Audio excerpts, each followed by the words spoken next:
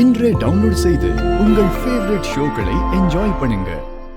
ஐயோ சாரி நந்தினி, உன் கையில குங்குமம் இருக்கிறது எனக்கு தெரியாது. இல்ல நீ எந்த பதிலும் சொல்லாம இருக்கேன்னு தான் உன் தோலை பிடிச்சு திருப்புன குங்குமம் கொட்டிருச்சு. கோவிலுக்கு கிளம்பும் போது அபசகுணம் மாதிரி இப்படி குங்குமத்தை தட்டி விடுறியே. நீ சொன்ன சாரியால இப்ப இது சரியாயிடுமா? இல்ல நந்தினி, என்னதான் உனக்கு பிரச்சனை? எப்ப பார்த்தாலும் அந்த ஒரு வார்த்தைன்னு சொல்லிட்டு பெனாத்திக்கிட்டு இருக்க. நான் தான் சொன்னேன்ல, என் மனசு முழுசா மாறணும், அதுக்கு டைம் வேணும்னு. அப்போ அதை எப்ப சொல்லணும்னு நான் தான் முடிவு பண்ணணும். இல்ல நந்தினி, அப்ப நான் சொன்னதை நீ முழுசா புரிஞ்சுக்கவே இல்லையா? அடுத்தவங்க ஃபீலிங்ஸ புரிஞ்சுக்காம உன்னால எப்படி அப்படி நடந்துக்க முடியுதோ? சாரி நந்தினி, என்ன மன்னிச்சிரு.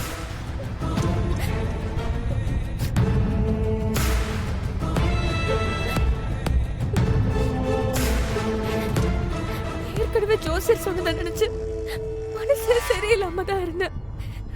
இப்போ கோவிலுக்கு கிளம்பும் போது இப்படி குங்குமம் கீழே விழுந்துருச்சு. ஏதோ தப்பா நடக்க போகுதுன்னு என் உள் மனசு சொல்லுது. இந்த 2 மாசம் வரைக்கும் வர வழியே இல்ல. நம்ம 2 பேரும் ஒன்னா இருந்ததா ஆகணும். அது வரைக்கும் நம்ம விஷயம் தெரிஞ்சு நம்ம வீட்டுல இருக்கவங்க யாரும் மனசு கஷ்டப்படக்கூடாதுன்னு தான் நம்ம 2 பேரும் புருஷன் பொண்டாட்டியா வாழ்ற மாதிரி நடிச்சுக்கிட்டு இருக்கோம். அது உன் ஞாபகத்துல இருக்கட்டும். உனக்கு அடிப்பட்டப்ப நான் உனக்கு சாப்பாடு ஊட்டி விட்டதையும் அந்த நேரத்துல நான் உன்னை கேர் எடுத்து பாத்துக்கிட்டதெல்லாம் நீ தப்பா புரிஞ்சுக்கிட்டு உன் மனசுக்குள்ள நான் உன்னை மன்னிச்சு ஏத்துக்குவேன்னு எதுவும் கற்பனை கோட்டை கட்டிக்காத. ஒரு மனிதாபிமான அடிப்படையில தான் என்ன காப்பாத்த போய் தான் உன் கையில காயமாச்சுங்கிற அக்கறையில தான் நான் அதெல்லாம் பண்ண. அத நீ ஓவர் அட்வான்டேஜா எடுத்துக்கிட்டு உன் மனசுல தேவையில்லாத ஆசை எதுவும் வளர்த்துக்காத. நாம 2 பேரும் பிரிய போறதுதான். அதுல எந்த மாற்றமும் இல்ல. மாமா, கொஞ்சமாச்சும் மாமா என்ன இப்ப புரிஞ்சிட்டு இருப்பாருன்னு நினைச்சேன். ஆனா மாமா இப்பவும் அதே கோவத்தோட தான் இருக்காரு. எப்போதான் மாமா என் மனசு புரிஞ்சு பாருன்னே தெரியல. எல்லாரும் வந்தாச்சா? போலாமா? எல்லாரும் வந்தாச்சுங்க. போலாம். சரி வா. சரி வாடா அவர்களே.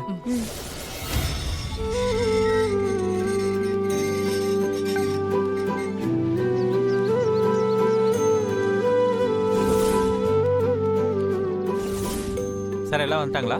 எல்லாரும் வந்தாச்சுப்பா.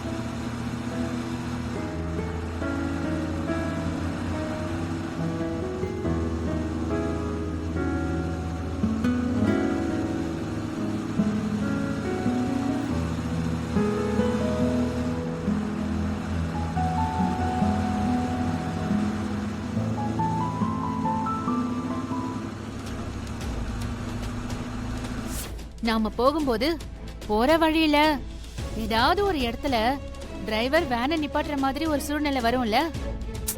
கோயிலுக்கு போற வழியில எதுக்கு வேனை நிறுத்த போறாங்க? என்ன இப்படி கேக்குற? பக்கத்து தெருவுல இருக்கிற கோயிலுக்கா நம்ம போக போறோம்? நாம குலதெய்வ கோயிலுக்கு போறோம். அவ்வளவு தூரம் போகும்போது வேனை எங்கேயும் நிப்பாட்டாம நேரா கோயிலுக்கு போயிடுவாங்களா?